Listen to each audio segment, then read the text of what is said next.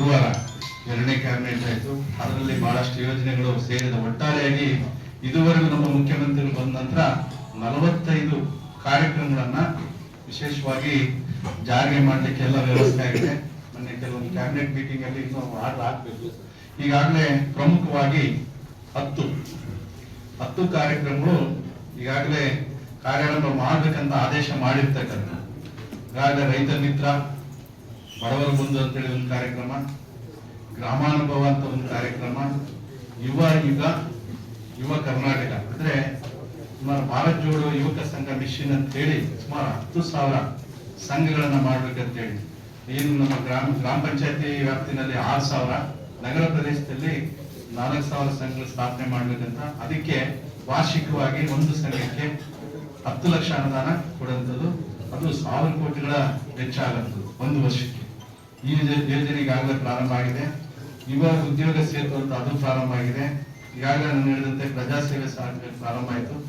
ಆಮೇಲೆ ನೀವೆಲ್ಲ ನೋಡಿದ್ರೆ ಭೂ ಗ್ಯಾರಂಟಿ ಏನು ಇಂದಿನ ನಮ್ಮ ಸನ್ಮಾನ್ಯ ಸಿದ್ದರಾಮಯ್ಯ ನೇತೃತ್ವದ ಸರ್ಕಾರದಲ್ಲಿ ಏನು ಕಂದಾಯ ಸಚಿವರಾಗಿದ್ರು ಸನ್ಮಾನ್ಯ ಕೃಷ್ಣ ಬೈರೇಗೌಡ ಅವರು ಬಹಳಷ್ಟು ಎಫೆಕ್ಟಿವ್ ಆಗಿ ಈ ರಾಜ್ಯದಲ್ಲಿರ್ತಕ್ಕಂಥ ಜನರಿಗೆ ಏನು ನಮ್ಮ ಕಂದಾಯ ಇಲಾಖೆಯಲ್ಲಿ ಸಂಬಂಧಿಸಿದಂತೆ ತಾಲೂಕು ಆಫೀಸ್ ಇರ್ಬೋದು, ಜಿಲ್ಲಾಧಿಕಾರಿ ಆಫೀಸ್ ಇರ್ಬೋದು, AC ಆಫೀಸ್ ಇರ್ಬೋದು, ಅವರೇ ಹೋಗಿ ಅಲೆಂತ ಪರಿಸ್ಥಿತಿ ಇತ್ತು, ಅದನ್ನು ಬಹಳಷ್ಟು ಸುಧಾರಣೆ ಮಾಡಿದ್ದಾರೆ.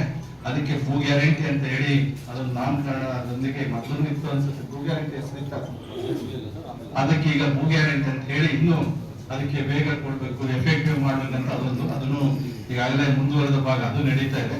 ಅದಾದ ನಂತರ ನಮಗೆ ಕರ್ನಾಟಕ ಮೊಬಿಲಿಟಿ ಮಿಷನ್ ಅಂತೇಳಿ, ತೇಗದ ಸಿರಿ ಅಂತ ಹೇಳಿ ಇವನ್ನೆಲ್ಲ ಈಗಾಗಲೇ ಇವನ್ನ ಪ್ರಗತಿಯಲ್ಲಿ ಇದ್ದಾವೆ.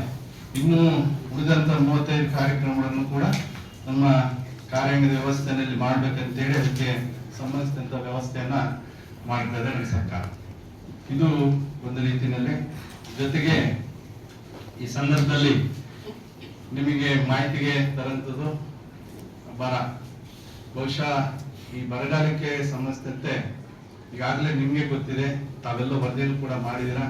ನಾನೇನು 3ನೇ ತಾರೀಕು ಸಚಿವನಾದ್ಮೇಲೆ 5ನೇ ತಾರೀಕು ಈ ಜಿಲ್ಲೆಗೆ ಬಂದು ಎಲ್ಲ 6 ತಾಲೂಕುಗಳು ಭೇಟಿ ಕೊಟ್ಟು 6 ತಾಲೂಕುಗಳಲ್ಲಿ ವಿಶೇಷವಾಗಿ ಮಳೆ ಕಡಿಮೆ ಆಗಿರೋದ್ರಿಂದ ಬೆಳೆಗಳು ಕೆಲವರು ಬೆಳೆ ಬಿತ್ತನೆ ಇಲ್ಲ, ಬಿತ್ತಿದಂತ ಬೆಳೆಗಳಿಗೆ ಸರಿಯಾದ ರೀತಿಯಲ್ಲಿ ಸರಿಯಾದ ರೀತಿಯಲ್ಲಿ ಮಳೆ ಬರದೆ ಇವೆಲ್ಲ ಬಾಡೋಗಿರ್ತಕ್ಕಂಥದ್ದು.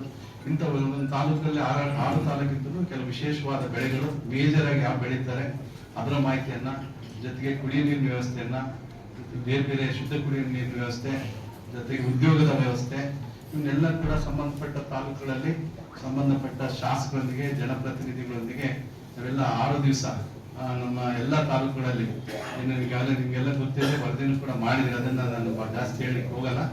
ಅದನ್ನೆಲ್ಲ ಮಾಡಿ ಜೊತೆಗೆ ಜಿಲ್ಲಾ ಮಟ್ಟದಲ್ಲಿ ಸಭೆಯನ್ನ ಮಾಡಿ ಅದೆಲ್ಲ ಒಂದು ಕ್ರೋಢೀಕರಿಸಿ ಆ ಒಂದು ಮಾಹಿತಿಯನ್ನ ಪಡೆದು ಈಗ ನಾನು ಇಂಟರ್ವ್ಯೂ ರಿಪೋರ್ಟ್ ಕೊಟ್ಟಿದ್ದೀನಿ ನಮ್ಮ ಮುಖ್ಯಮಂತ್ರಿಗಳಿಗೆ. ಅಧಿಕಾರಿಗಳು ಈಗ ಇವತ್ತು ಸರಿಯಾದ ರೀತಿಯಲ್ಲಿ ಮಾಹಿತಿ ಸೇರಿಸಿ ನನಗೆ ಒಂದು ಕಾಪಿ ಕೊಡ್ತಾ ನಾನು ಮುಖ್ಯಮಂತ್ರಿಗೆ ಕೊಡ್ತೀನಿ. ಅದರ ನಂತರ ಆ ಕಾರ್ಯಾಲಯಕ್ಕೆ ಯಾವುದು ನಮ್ಮ ಇಲಾಖೆ ಡಿಸಾಸ್ಟರ್ ಮ್ಯಾನೇಜ್ಮೆಂಟ್ಗೆ ಕೂಡ ನಮ್ಮ ಅಧಿಕಾರಿಗಳು ಅದು ಕೊಡ್ತಾರೆ. ಅದರ ಮಾಹಿತಿಯನ್ನ ಕೇಂದ್ರ ಸರ್ಕಾರ ಕಳಿಸಿ ಅಲ್ಲಿ ಆ ನಿರ್ಧಾರ ಆಗ್ತದೆ ಯಾವ್ಯಾವ ತಾಲೂಕುಗಳು ಬರಪೀಡಿತ ತಾಲೂಕು ಅಂತ ಹೇಳಿ ಡಿಕ್ಲೇರ್ ಮಾಡಲಿಕ್ಕೆ ಕ್ರಮ ವಹಿಸಲಿಕ್ಕೆ. ಜೊತೆಗೆ ಈಗ ನಮ್ಮ ತಾಲೂಕು ನಮ್ಮ ಜಿಲ್ಲೆಯಲ್ಲಿ ನೋಡಿದಂತ ಸಂದರ್ಭದಲ್ಲಿ ವಿಶೇಷವಾಗಿ ಪ್ರಧಾನಮಂತ್ರಿ ಫಸಲ್ ಬಿಮಾ ಯೋಜನೆ ಏನಿದೆ, ರಾಜ್ಯ ಸರ್ಕಾರದ ಪಾಲು 50%, ಕೇಂದ್ರ ಸರ್ಕಾರದ ಪಾಲು 50%. ಈ ಫಸಲ್ ಬಿಮಾ ಯೋಜನೆಯಲ್ಲಿ ಬಹಳಷ್ಟು ಎಫೆಕ್ಟಿವ್ ಆಗಿ ನೀವೆಲ್ಲ ನೋಡಿದ್ದೀರ. ಬಹುಶಃ ನಾನು ಮಂತ್ರಿ 3ನೇ ತಾರೀಕು ಆಗಿದ್ದೀನಿ. ಅದಕ್ಕಿಂತ ಪೂರ್ವದಲ್ಲಿ ಏನು ನನಗೆ ಜುಲೈ ತಿಂಗಳು 31ನೇ ತಾರೀಕು ಈ ಫಸಲ್ ಬಿಮಾ ಯೋಜನೆ ಕೊನೆಗೊಳ್ಳುತ್ತೆ ಅಂತೇಳಿ ಮಾಹಿತಿ ಇತ್ತು. ಅದಕ್ಕೆ ಪೂರ್ವಕವಾಗಿ ನಾನು DCC ಬ್ಯಾಂಕ್ನ ಅಧ್ಯಕ್ಷ ಇರೋದ್ರಿಂದ ಆ DCC ಬ್ಯಾಂಕ್ ಮುಖಾಂತರ ಈ ಒಂದು ಜಿಲ್ಲೆಯ ಎಲ್ಲ ರೈತರಿಗೆ ಮಾಹಿತಿಯನ್ನು ಕೊಟ್ಟು 31 ಜುಲೈ ಬಹಳಷ್ಟು ಇದೆ, ಲಾಸ್ಟ್ ಡೇಟ್ ಇದೆ, ಅದ್ರ ಮಾಹಿತಿ ಏನೇನು ಅದರಿಂದ ಉಪಯೋಗ ಏನಂತ ಹೇಳಿ ನಾನು ಅಡ್ವರ್ಟೈಸ್ ಕೊಟ್ಟು ಮುಖಾಂತರ ಅದಕ್ಕೆ ಪೂರ್ವಕವಾಗಿ ಜೊತೆಗೆ ನಮ್ಮ ಎಲ್ಲ ಜಿಲ್ಲಾಧಿಕಾರಿಗಳಿರ್ಬೋದು, ತಾಲೂಕು ತಹಸೀಲ್ದಾರ್ ಇರ್ಬೋದು, ನಮ್ಮ CO ಇರ್ಬೋದು, ಅದಕ್ಕೆ ಸಂಬಂಧಪಟ್ಟ ಅಧಿಕಾರಿಗಳೆಲ್ಲ ಸೇರಿ, ಆಮೇಲೆ ತೋಟಗಾರಿಕೆ ಮತ್ತು ಅಗ್ರಿಕಲ್ಚರ್ ಆಫೀಸರ್ ಎಲ್ಲ ಸೇರಿ ನಮ್ಮ ಜಿಲ್ಲೆಯಲ್ಲಿ 81% 3 ಲಕ್ಷ ರೈತರಿದ್ದಾರೆ ನಮ್ಮ ಜಿಲ್ಲೆಯಲ್ಲಿ. ಅದಕ್ಕೆ ಸಂಬಂಧ